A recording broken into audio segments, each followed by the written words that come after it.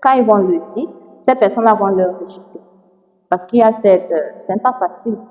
Et également social, c'est ça encore qui est encore très douloureux parce que même au niveau scolaire, ils se retrouvent en train de rater les cours. Alors nous maintenant, qui ne sommes pas guéris drépanocytaires, dont les parents dépensent même des millions, on manque les cours volontairement. C'est touchant.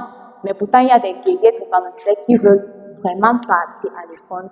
En fait, qui se donnent nuit et jour pour partir à l'école, pour étudier. Mais soudainement, ils vont se retrouver là. Ils sont censés composer peut-être leur BPC ou bien leur bac vendredi. Les douleurs viennent seulement comme ça parce que ça n'informe pas.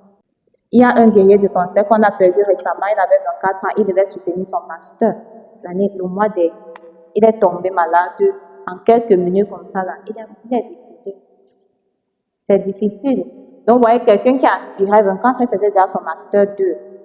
Alors maintenant, regardons un peu dans ce contexte. Regardez à quel point ça affecte toute ta vie entière.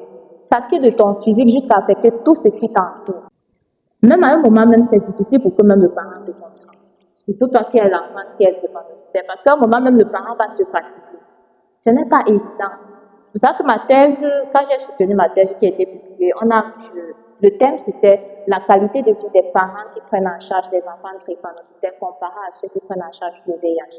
Et on a constaté que le taux de dépression et d'anxiété était tellement élevé pour ceux qui prenaient en charge les enfants drépanocytaires. Pourquoi? Parce qu'ils se retrouvent en train de dépenser plus de 35 000 au mois, seulement le mois. Ça, c'est seulement pour les médicaments normaux. Et ils se retrouvent en train de dépenser plus de 100 000 quand l'enfant est hospitalisé. 100 000 là, j'aime même trop dire parce que 100 000 c'est même tellement minime.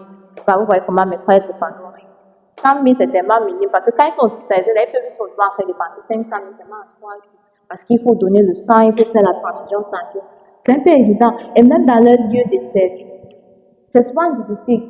Il faut un directeur très compréhensif d'accepter que non, il a un employé qui est sensible, il ne faut pas lui bouleverser ou bien le stresser, ou bien s'il tombe malade, il faut comprendre qu'il ne sera pas là.